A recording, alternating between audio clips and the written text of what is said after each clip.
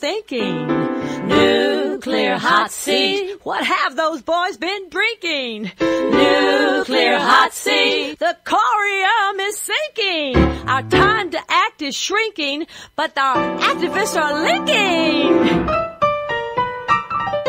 Nuclear hot seat, it's the bomb.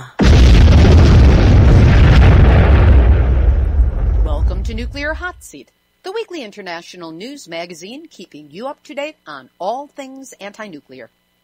My name is Libbe HaLevy.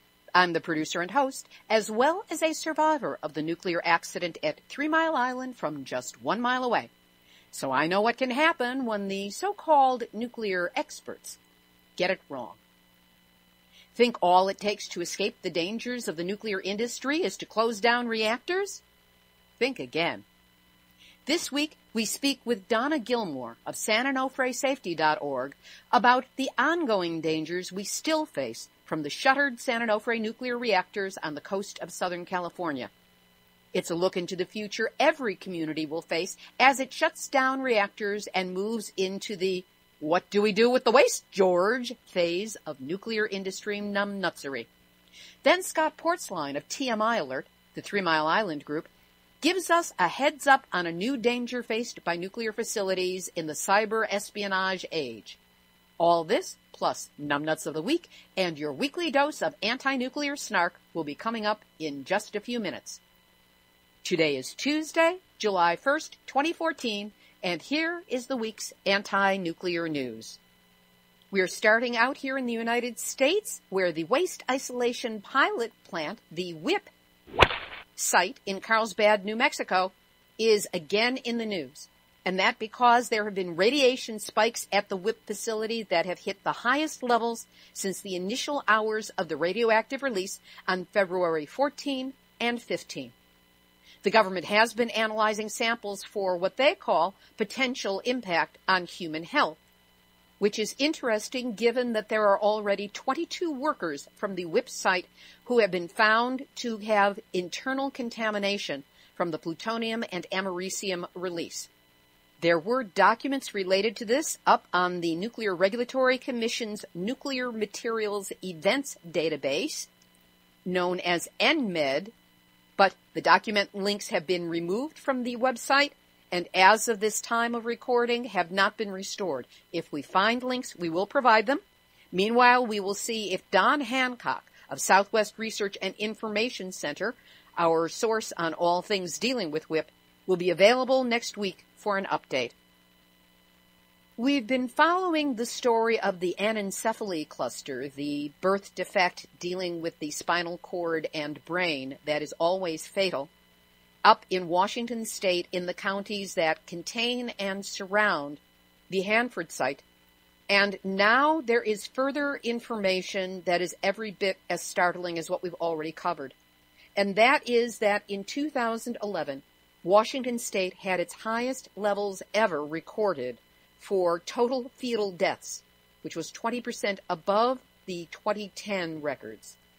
Death via congenital abnormalities, which includes the anencephaly cluster, 60% above the 2010 numbers. Deaths via complications of the placenta and other in utero problems, 20% above the 2010 records. All of these are record high numbers, and it's notable that these levels returned to historical norms as of 2012.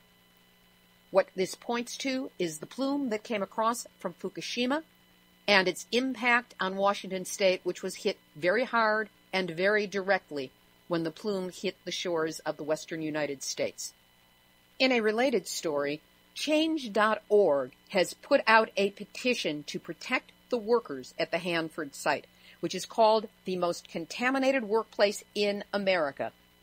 It has made hundreds of workers sick from chemical vapors, including 38 in just the past few months. The Hanford nuclear site is where the United States made plutonium for the Nagasaki bomb and subsequently for the U.S. arsenal of tens of thousands of nuclear weapons during the Cold War.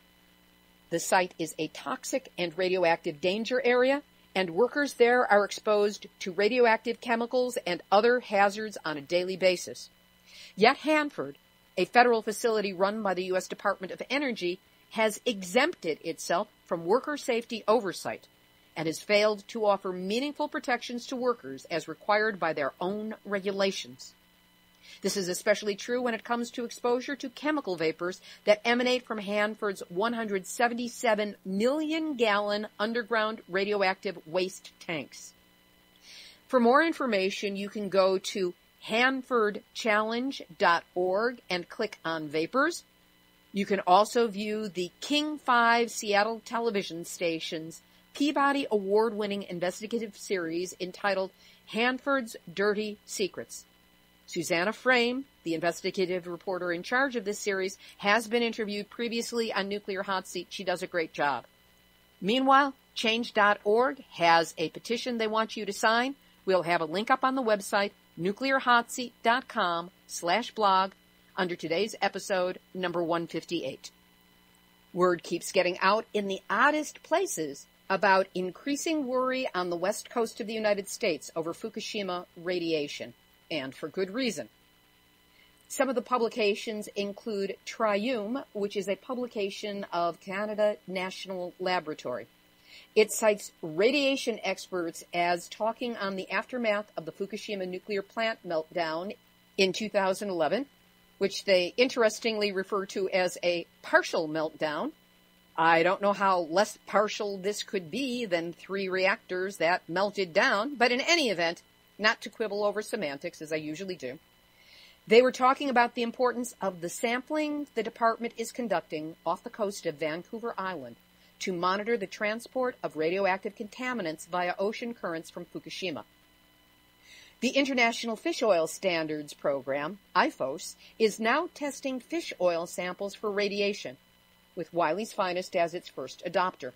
According to Natural Doctors International, or NDI, there has been a substantial increase in consumer inquiries in the wake of Japan's Fukushima Daiichi nuclear power plant disaster. Consumers in the natural channel have consistently communicated that radiation contamination in fish oil is a significant concern with consumers. Professor Dale Dewar of the University of Saskatchewan's Department of Family Medicine is quoted as saying, "We really do not know the extent of the ionizing radiation that's going to be reaching us from Fukushima. We are just watching the West Coast unfold. One of the really frightening things about ionizing radiation is that effects such as even the most rapidly growing cancers, like leukemia and thyroid cancers, are not visible in an exposed population until several years after. Part of the reason we do not know the full extent is that nobody is officially monitoring it, and that's a very scary thought. We always say that levels are negligible or permissible because it's likely not going to harm us immediately, and exposure is not going to show up in measurable statistical levels right away. But there is no safe level of radiation. The Statesman Journal of Salem, Oregon, reports that Oregon officials are not looking for cesium-134, the fingerprint of radiation from Fukushima. To which local resident Zach Adams added, "We're really concerned about radiation affecting the fisheries, the wildlife, the tourism, and most importantly, our health. There's a big black hole where information should be." In the Midwest of the United States, Great Lakes communities are still struggling in their fight against a proposed nuclear waste facility. For the past 15 years, Ontario Power Generation has been working to obtain approval from the Canadian government to build an underground repository near the Great Lakes to store its nuclear waste.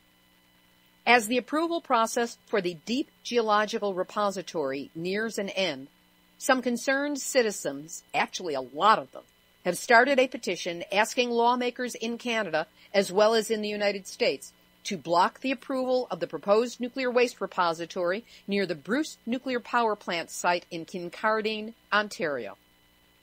Almost 61,000 people have signed the petition so far. The proposed repository's location is just about half a mile from the shores of Lake Huron.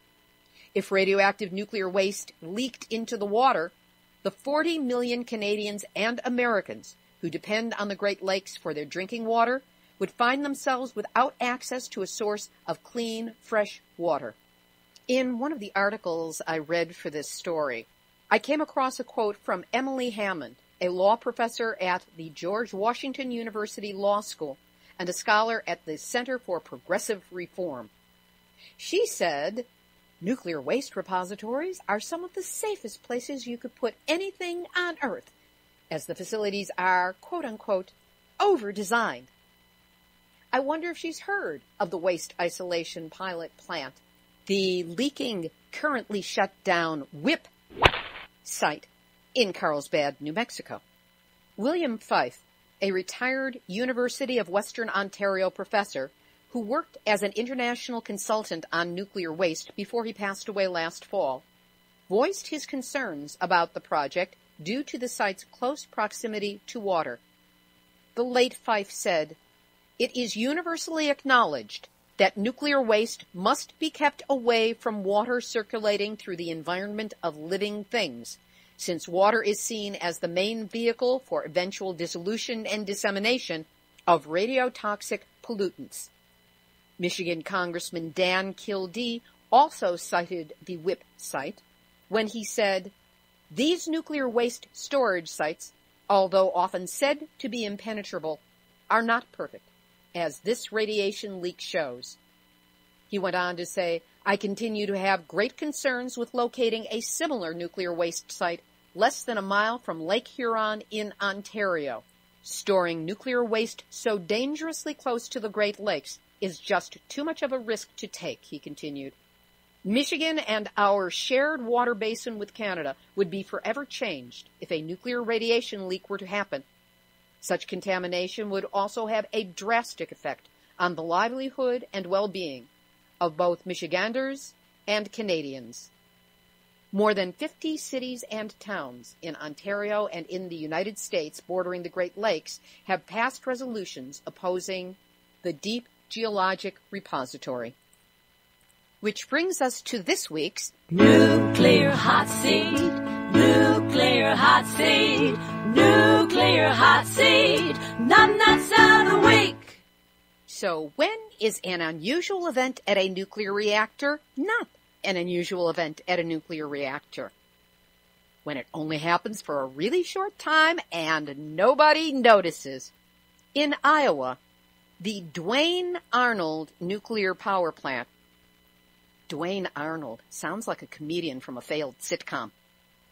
Anyway, Duane Arnold had a little bit of a problem yesterday, June 30th, for a condition that briefly, only briefly, met the emergency action level for an unusual event, but did not warrant declaration of an emergency classification. Why not? Where is that exemption? Where is that footnote in the rules of the Nuclear Regulatory Commission for a level 1 problem at a nuclear power plant? Well, it seems that it took a detailed review of conditions that existed during a thunderstorm that took place yesterday and revealed that the backup 50-meter wind speed briefly indicated 95.5 miles per hour, which exceeds the criteria of 95 miles per hour. The primary 50-meter wind speed indicator did not exceed 89 miles per hour. What's the difference between the primary? This was a secondary one. This was the one that they don't pay attention to. Operators in the control room said that they did not observe wind speed exceed 80 miles per hour. Well, where were they and what were they looking at? And why isn't there an alarm on the darn thing when something exceeds a stated limit? You know, when it comes to things nuclear, there's no such thing as being a little bit pregnant. You're either within the stated safety zone or you have exceeded it, even by a little. It doesn't take much, and this all needs to be known. But of course, nobody noticed it when it happened. And so the basis for the emergency classification no longer existed at the time of discovery. Let's just ignore the darn thing. How often does that take place at nuclear reactors? This is just an example where they got caught.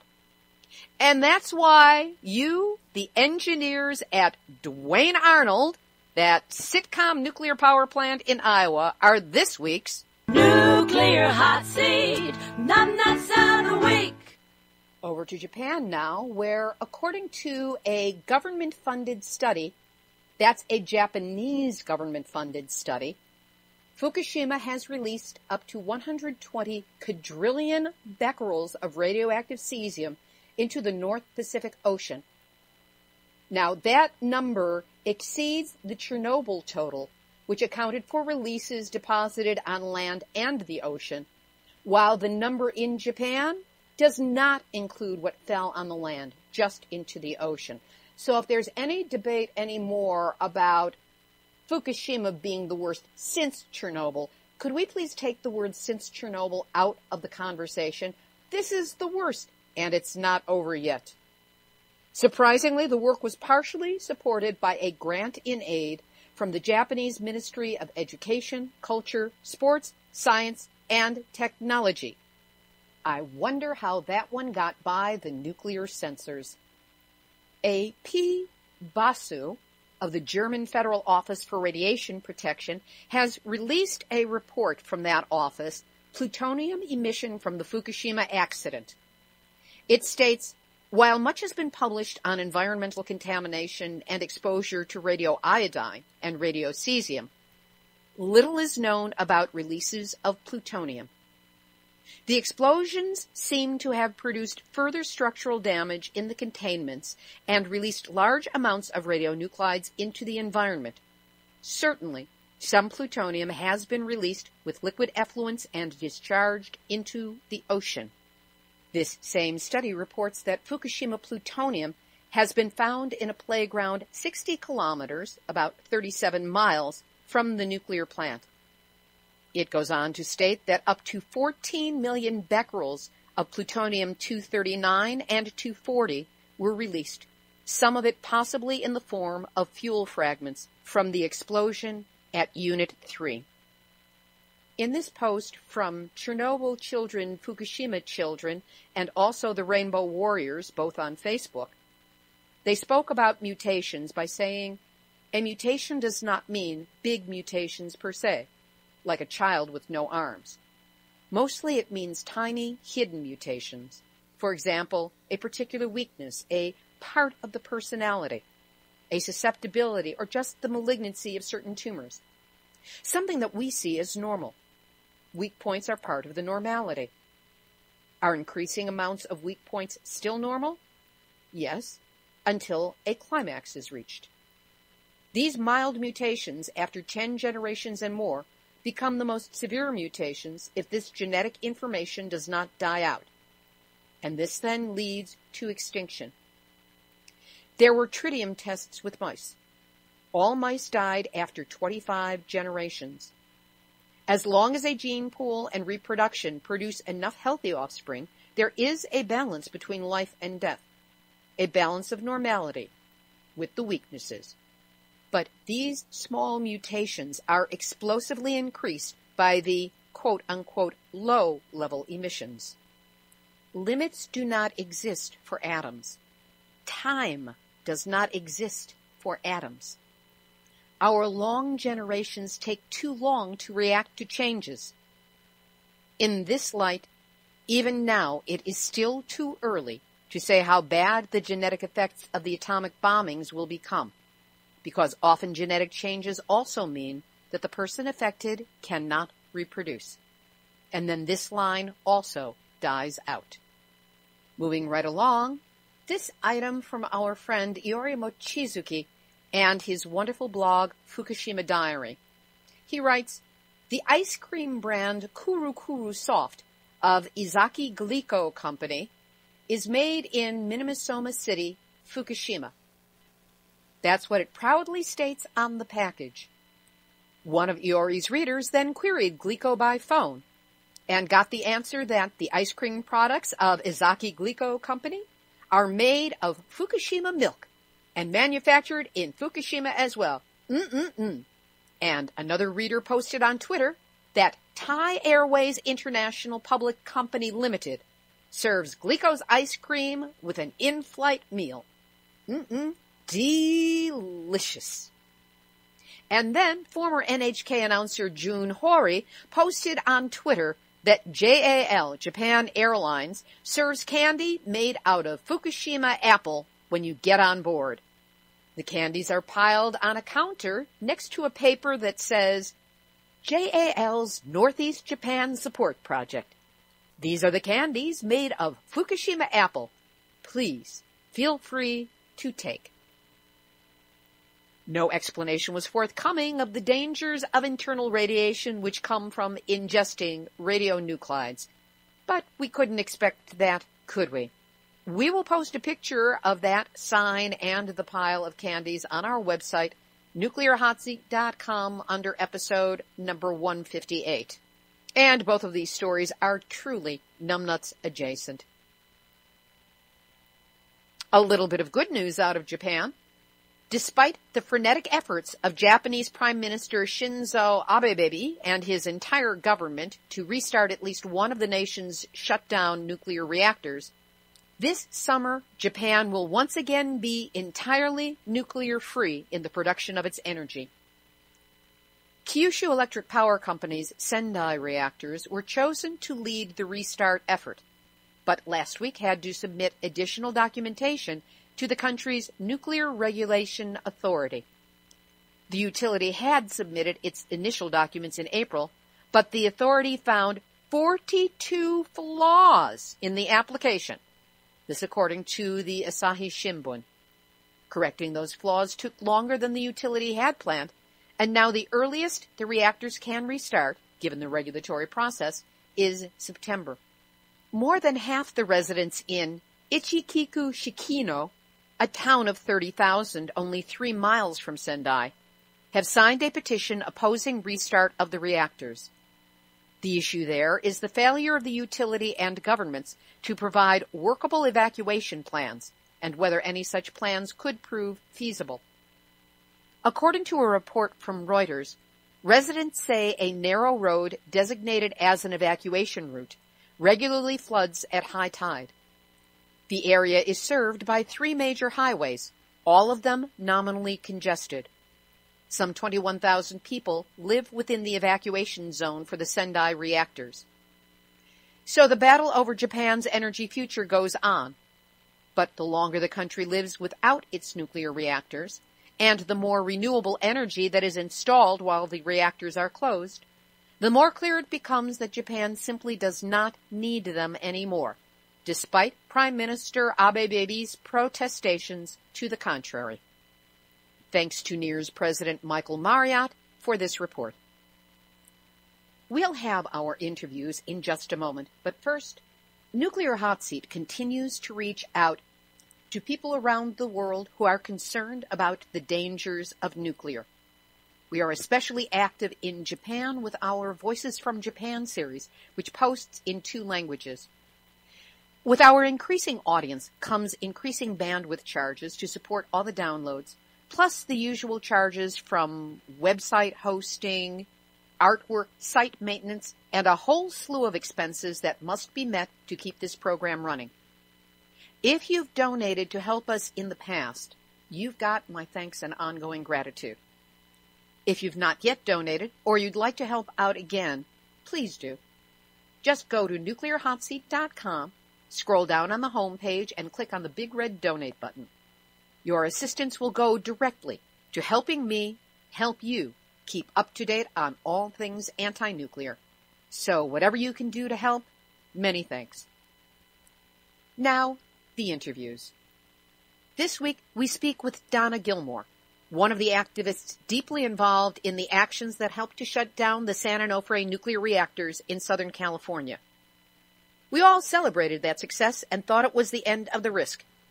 But according to Donna, it only opened up a whole new set of negative possibilities brought to you by the obscenely overfunded nuclear industry. Now Donna, who is the founder of SanOnofreSafety.org, Donna brings us up to speed on the next phase of nuclear industry shenanigans, the problems of storing high burn-up fuel and dry cask storage. What could go wrong? She'll fill us in on all the possibilities. It's a set of issues that more and more communities will need to address as their local reactors get shut down for good. Note that when Donna says CPUC or PUC, she's referring to the California Public Utilities Commission, and when she says PV, it is to California Public Utilities Commission President Michael R. Peavy. Donna Gilmore, welcome back to Nuclear Hot Seat. Thank you very much. We've all just been through the San Onofre steam generator failures and the closure of both reactors on the coast of Southern California. Have we learned any lessons to avoid future ratepayer boondoggles? I think the citizens have, but I don't think Southern California Edison or our California Public Utility Commission or Nuclear Regulatory Commission have learned any lessons. And we're getting ready to have another boondoggle.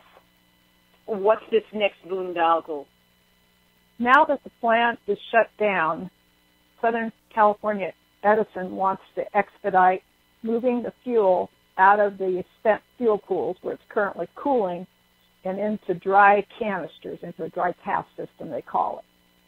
And that's not a problem putting it in dry storage. They just need to wait for the proper cooling time, and they need to use these dry canisters that are going to hold up. Unfortunately, they've again chosen profits over safety, and they want to procure this new canister that's even worse than the one they've been using.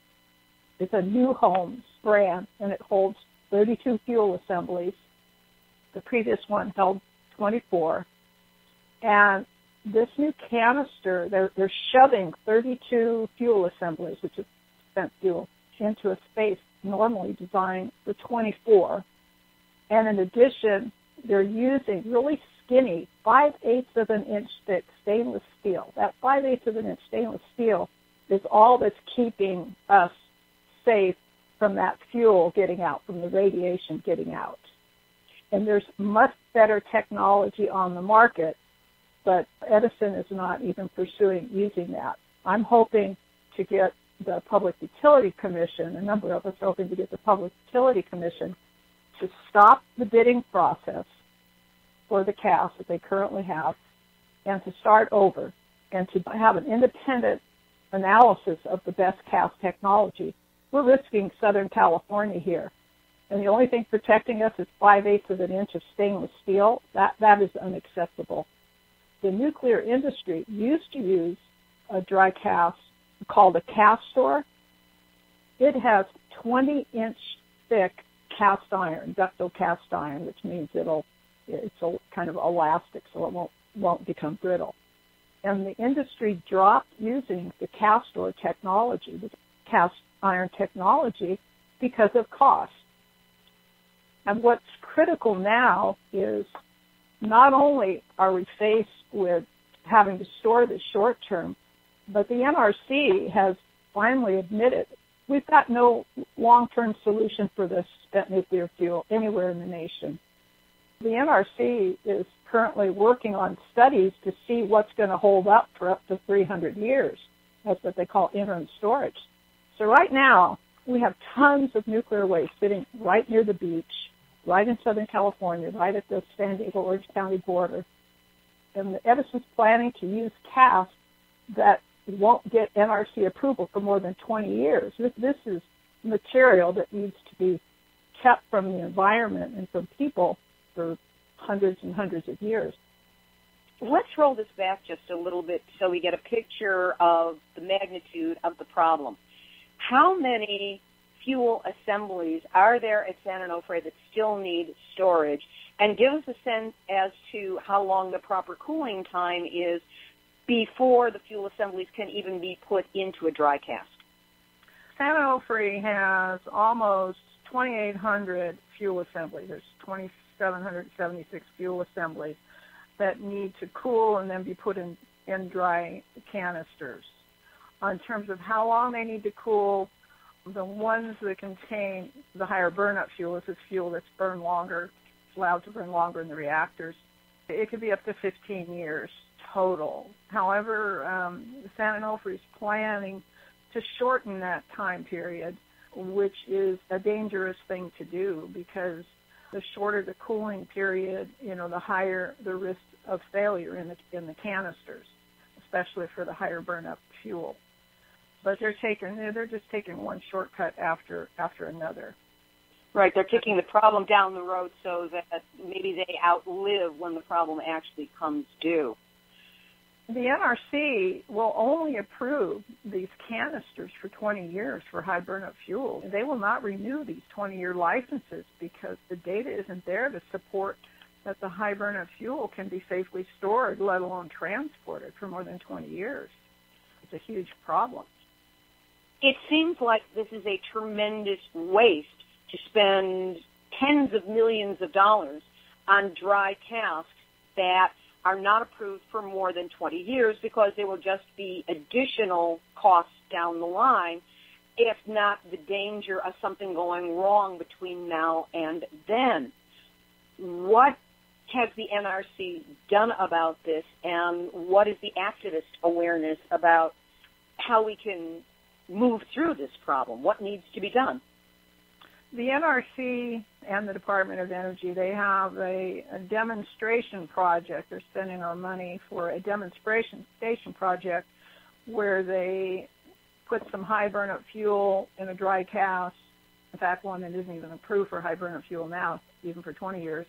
And then they're going to kind of watch and see what happens. So that's their plan over the next 10 or 15 years, which, of course, is no real solution at all.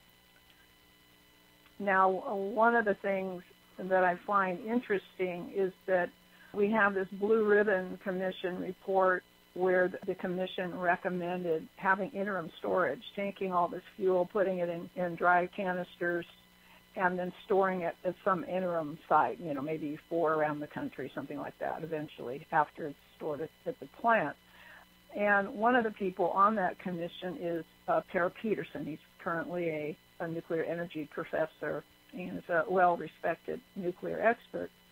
Well, he was not aware, I found this out very recently, he was not aware that after the fuel was put in the dry canister, that the protective cladding around the fuel can continue to degrade, which means our first layer of protection, which is this cladding, this zirconium cladding material, could disintegrate, and then our only protection will be that skinny 5/8-inch stainless steel sitting and rusting near the coast. I actually received an email from Per. I sent him the study that confirmed what I was saying, and he wrote back and he said, "You're right, Donna." He said he wasn't aware that the cladding could fail after it's in dry storage. So to me, this just throws a big monkey wrench in the entire Blue Ribbon Commission report. They base it on false assumptions. I find it shocking that somebody who is such an acknowledged expert, he is UC Berkeley nuclear engineering professor, was not even aware of the problems of high burn-up fuel and had to be informed of it by someone who is an activist and who is certainly not a nuclear engineer. No, my background is doing systems analysis and automating systems. I'm used to researching various businesses and learning their business before I automate anything. That's the key to having a successful system. So I've turned my talents to doing research and analysis on the nuclear waste issue. I'm working with some nuclear engineers and nuclear physicists, so I have some people that I can talk to and make sure I'm interpreting information correctly. So that's been very, very effective. But I've been shocked at the lack of knowledge from so-called experts at the NRC, at the nuclear plant. This information doesn't seem to be getting out there, and it needs to be. I mean, we could lose Southern California if they don't store this material right the first time. We've got issues, for example, being near the coast. If you live near the coast, we've got issues of metal rusting. Well, this stainless steel is no different.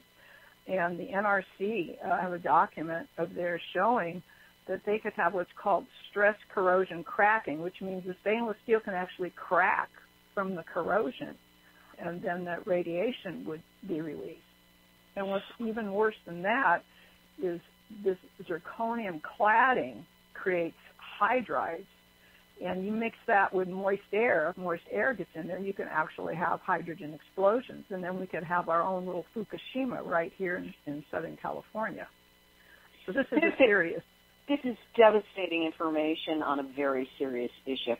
One of the things you did make me aware of is that you feel that Edison needs to stop their current bidding process because the quality of the dry cast system that they are currently considering is so inferior. How might that bidding system be changed?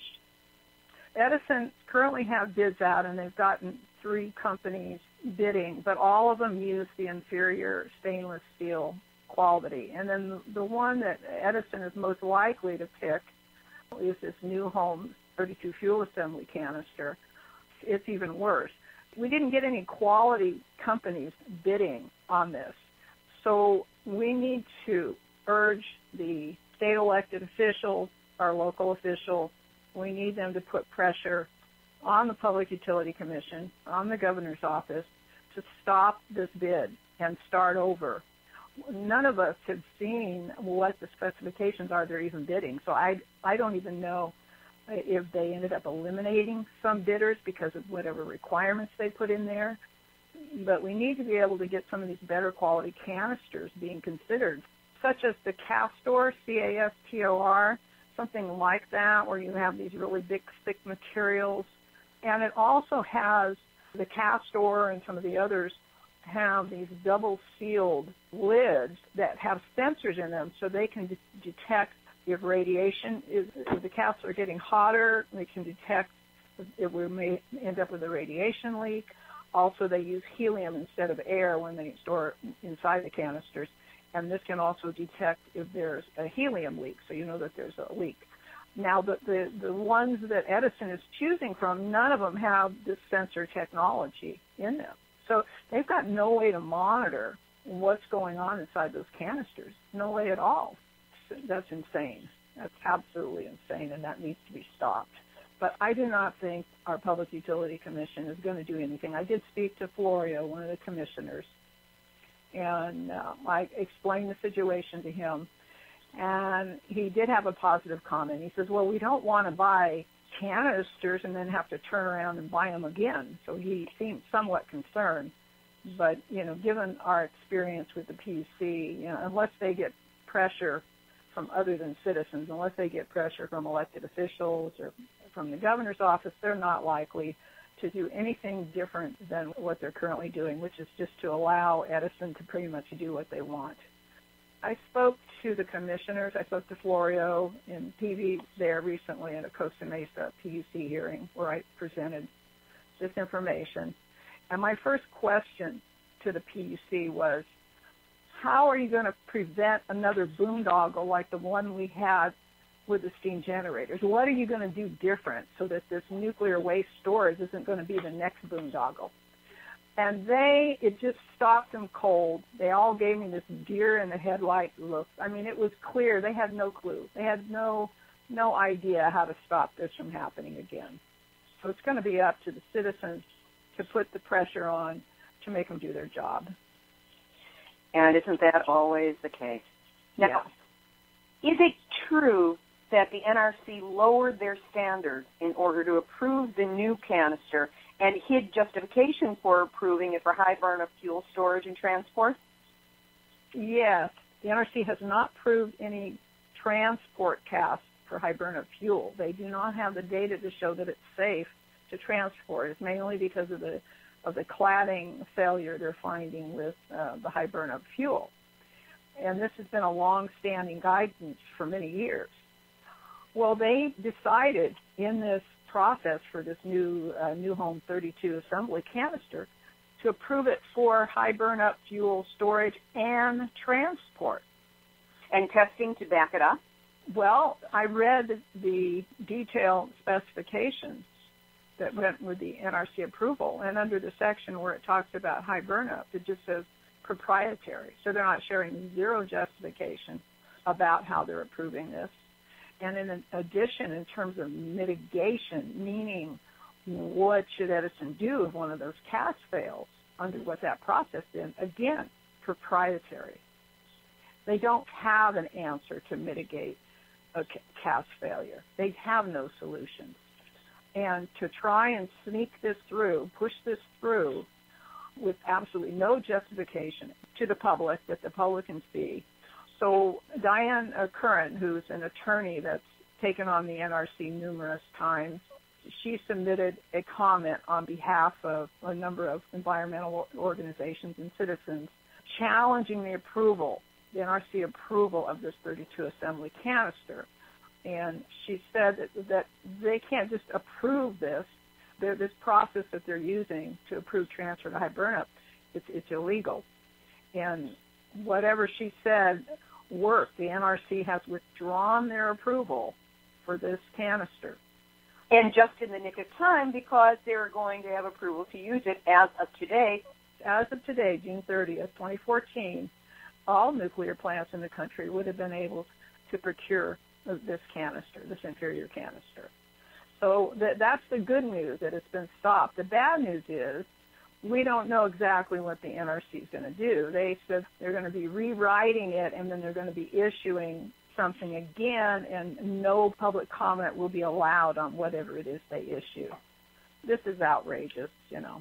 So we have a stall, so we need to use this stall time to try and stop Edison from selecting one of their bids. They're probably going to pick the New Homes canister. Commissioner Florio confirmed that the PUC gave Edison $7 million to lobby the NRC to get this new canister design approved so that they could buy it. I have a copy of the letter that Edison sent to the NRC back in 2012 urging them to approve this Arriva's new canister design for this New Home 32. Commissioner Florio did say that they have not approved the money for these canisters. He said that's going to be in the decommissioning proceeding, but I have not been able to find out what that is, and I have no idea what kind of backdoor decisions are being made. And this is above and beyond the $7 million that they've already authorized to SCE. Sounds like it was more like lobbying money. Yeah, that's what it was for. It was strictly for lobbying. It wasn't to buy one single canister. It was strictly lobbying. And so I have no idea who got that $7 million. I have no idea who got that money. So apparently Edison had convinced the PUC that this was a good canister. The irony in that is I spoke to San Onofre's Paul Mazzano. He's currently running San Onofre. And I asked him, I said, well, Tom, with the layoffs that you've been having at San Onofre, do you have any technical experts, any engineers that are able to review these bids that you're getting from the company to make sure their products are good enough for us here in Southern California? I said, who do you rely on for your technical expertise? And he answered, the vendor, Arriva. It's like asking the fox about henhouse security. Yes, and I told this to Commissioner Florio after I spoke to him after that PUC meeting in Costa Mesa. I said, were you aware that Edison's relying on the vendor, not just for technical information about the canisters that are good, but even they're relying on them for all the technical support, you know, how many years to cool everything, the whole 9 yards. We get pushback. The citizens that are talking to city council people, particularly in San Clemente here, we hear back, we should let the experts, the Edison, they're the experts. We should leave it to the experts. Well, guess what? There are no experts at Edison. That's like relying on your car salesman to tell you, this is the best car on the market without doing any research. This is insane. And it was clear from Florio's face that he had no idea that Edison was relying on Arriva, this French company, for all their expertise. So out of self-survival, I've been doing research and found numerous scientific articles that confirm that we can be much safer in Southern California by choosing a higher quality canister design. Nobody seems to be following the canister issue. People are either concerned about stopping reprocessing because of the dangers there, or they're concerned about getting the fuel out of the spent fuel pools because the spent fuel pools are so dangerous. But nobody seems to be paying attention onto what we're putting this fuel into. And this is critical. We have to do it right the first time, or the cost of these canisters will be minor compared to losing Southern California, which is what's at stake here.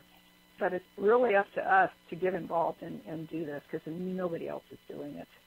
So what additional concerns might you have, and what steps can we as activists take on this issue to move forward and support safety, sanity, and prudence as opposed to the lowest possible bidder?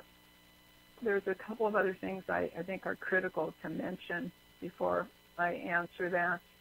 The high burn-up fuel needs to be what they call canned. They need to take each fuel assembly and put it in an extra stainless steel container before they put it in the big canister. And this is something that the NRC requires if there's damaged fuel assemblies, such as the cladding's damaged. They require them to put it in these extra cans that go in it. Well, this new design, this new 32 fuel assembly design, they eliminate cans altogether, so it's not even an option to put it in there, which makes storage and retrieval difficult, if not impossible. So that's another key issue of what they've done, that they've lowered the standards again.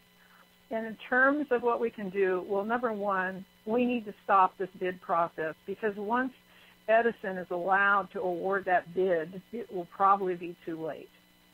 So we need to urge the governor's office, your state elected officials, your local officials, because your local officials are supposed to represent you. Well, some of them do. Some of them do. We've found down here in Southern California, we've found that if we can educate our city council people, because they've been lied to, and we've been able to effectively educate them. We have handouts that have references to technical documents to prove what we're saying is the truth.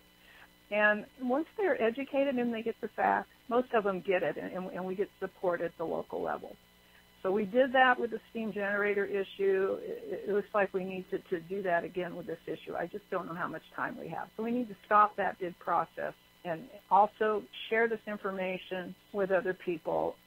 On my website, sanandofreesafety.org, you can find more information about this issue. So get educated and share it with people. If you know people that have power and influence, share this information with them too. So somebody needs to wake up, our governor, our Public Utility Commission, our state legislature, and our local governments. They need to wake up to what we're facing here, of how close we are to having a major disaster. I can't do it by myself. I need some help. I'm doing the research. I'm working with the attorneys to slow this approval down, but I can't do it myself, so I need help. And as people have questions or they want to get more involved, they can contact me via the website or the contact form, and I'd be more than happy to work with them. sanandofreesafety.org. Correct. Donna Gilmore, thank you so much for the work you're doing for this eye-opening report, because this is just a preview of what any community potentially is going to be facing at whatever point they get their nuclear reactors shut down. That's not the end of the problem. Have your happy dance, have your celebration, and then realize the work just moves on to a different arena. Right, exactly. Again, Donna, thank you for being a guest this week on Nuclear Hot Seat. Okay, it's my pleasure. That was Donna Gilmore. Her website is sanandofreesafety.org, and she is currently looking for individuals to join her in her elegantly honed battle against San Onofre. There's a contact form on the site. Feel free to use it. Scott Portzline of 3 Mile Island Alert, the group in Harrisburg, Pennsylvania, contacted me this morning with a breaking story about nuclear reactors and cyber vulnerability. Here's what he had to say. Today, the Department of Homeland Security reported that a sophisticated computer virus has been discovered at more than 1,000 European and U.S. energy firms. Half of the attacks have infected computers in Spain and the United States. The ongoing attacks is believed to be a Russian state-sponsored Trojan virus designed to spy on energy producers. But more threatening than that is the virus infiltrates a company's virtual private networks and is capable of sabotage. This is being compared to the Stuxnet virus from a few years ago, which was used to destroy Iran's nuclear weapons program. Here's what's being revealed at this time. The virus is known by two names, energetic bear and dragonfly, and it gives the attacker the capability to disrupt energy systems and even destroy certain individual components. And it does this by taking over microprocessors called SCADA systems. SCADA, S-C-A-D-A. It stands for Supervisory Control and Data Acquisition. It works by maliciously altering the instructions which control machines, valves, pressures, voltages, etc. In the case of energetic bear, attackers use this strategy called watering hole attacks. They accomplish this by putting Trojan-infected software on the SCADA manufacturers' websites. And then when a vendor went to update his software at the manufacturer's website, he downloaded this virus. And then the infected software creates a virtual private network and begins collecting data and reporting back to home base. It's capable of running additional routines such as collecting passwords and taking screenshots and collecting documents and cataloging documents on infected computers. Today I spoke with an NRC cybersecurity official who was totally unaware of the attack. So we don't know what impact at this point the software and the potential sabotage that could occur is having in the United States. One defense measure we don't yet have in the United States is a clearinghouse for these nuclear licensees. They should be required to report any cyber trouble they detect within 15 minutes, even if it's not understood that it's a normal computer problem or a cyber attack. That way, if there's a concerted effort by foreign enemies, we could head it off as early as possible. I've suggested this to the Nuclear Regulatory Commission. Some of the security people agree with me, yet it has not been adopted. That was Scott Portzline of TMI Alert and a regular contributor to Nuclear Hotseat. So what does it mean to find yourself accidentally in proximity to a leaking nuclear reactor? Find out in my new nuclear memoir, Yes, I Glow in the Dark, 1 mile from 3 Mile Island to Fukushima and beyond. It's available as an ebook on Amazon Kindle, and you can check out a free excerpt by going to nuclearhotseat.com and signing up in the big yellow box. You'll get the PDF by return email.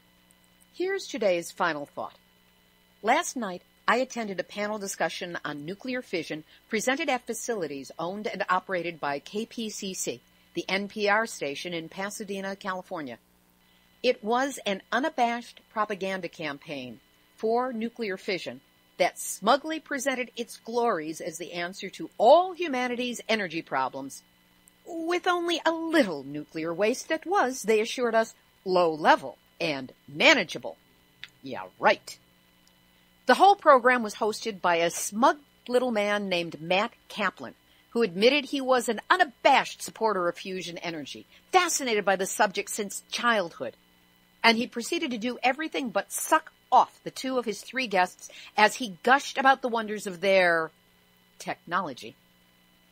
The first was Ned R. Sautoff, director of the U.S. International Thermonuclear Experimental Reactor, or ITER, pronounced ITER, project at the Oak Ridge National Laboratories. ITER provided the Our Friend the Atom-esque film at the top about the miraculous wonders of fusion energy, with no downside. Isn't that surprising? The film was not labeled as to source until a very small, almost illegible logo at the end.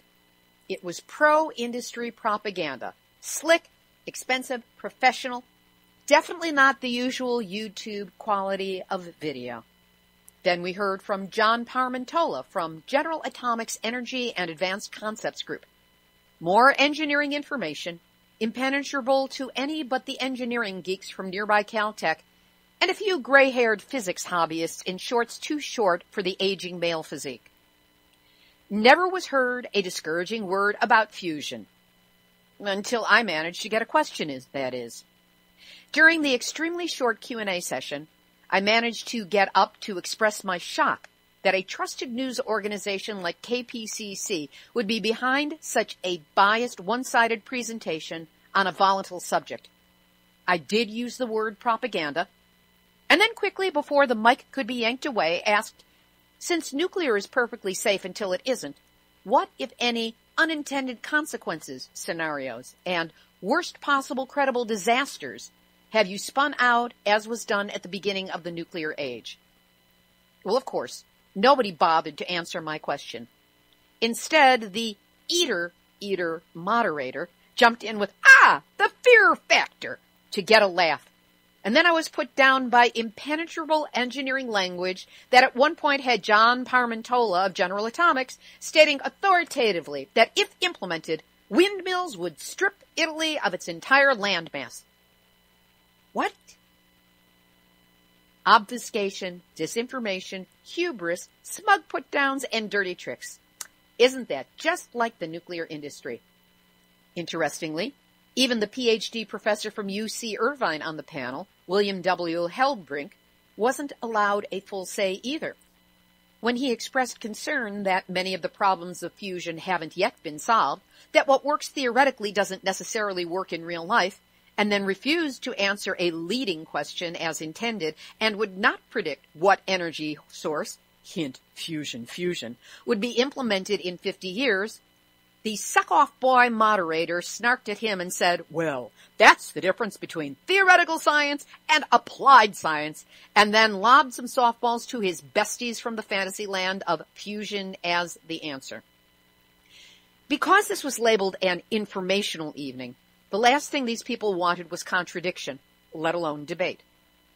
If there's any consolation, I learned after the fact that this was not officially a production of KPCC, though it was promoted on air and held in one of their facilities.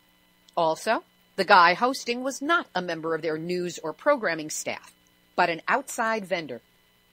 The woman I spoke with afterwards, who is with KPCC and who does produce all the programming at the facility, not just this guy's science-oriented shows, spoke with me at some length, took my information, gave me hers, and she agreed to pass along any suggestions for future programming dealing with an alternative perspective on nuclear to the environmental department. And I believe that she will. I left shaken but not stirred. At least some people in the audience, whether they liked what I had to say or not, got to hear that there are some other ideas than the propaganda they were receiving from the stage. And driving home in the car, I flashed on lyrics to a song by Buffy St. Marie. Down in the heart of town, the devil dresses up. He keeps his nails clean. Did you think he'd be the boogeyman? This has been Nuclear Hot Seat for Tuesday, July 1st, 2014. Material for this week's program has been researched and compiled from ENEnews.com, the Nuclear Regulatory Commission's Nuclear Materials Events Database, and their weekly events report, Washington State Department of Health, Triume, a publication of the Canadian National Laboratory, William Reed Business Media, EcoWatch.com, Change.org, Nature.com, German Federal Office for Radiation Protection, Asahi Shimbun, SafeEnergy.org, our friend Iori Mochizuki and his blog Fukushima Diary, June Hori, NewYorkTimes.com, the Facebook group Chernobyl Children, Fukushima Children, Dianukes.org, and the Nuclear Hot Seat Facebook community. I love you guys. My thanks to all the activists who provided me with source material for the Fusion Confusion event at KPCC, with special gratitude to Mary Beth Brannigan of Eon 3, whose question I ultimately used. Theme music written by me, sung by Marilee Weaver. Nuclear Hot Seat is syndicated by UCY.TV. We're on 3 times a week, including a flashback random replay on Tuesdays. We also appear on airprogressive.com. Our archive is available on the website, nuclearhotseat.com, or you can find it on iTunes. Nuclear Hot Seat is the activist voice on nuclear issues, so if you have a story lead, a hot tip, or a suggestion of someone to interview, send an email to info@nuclearhotseat.com. We are copyright 2014, Libbe, HaLevy, and Hardestry Communications. All rights reserved, but fair use allowed. You have permission to reuse granted as long as you are a nonprofit.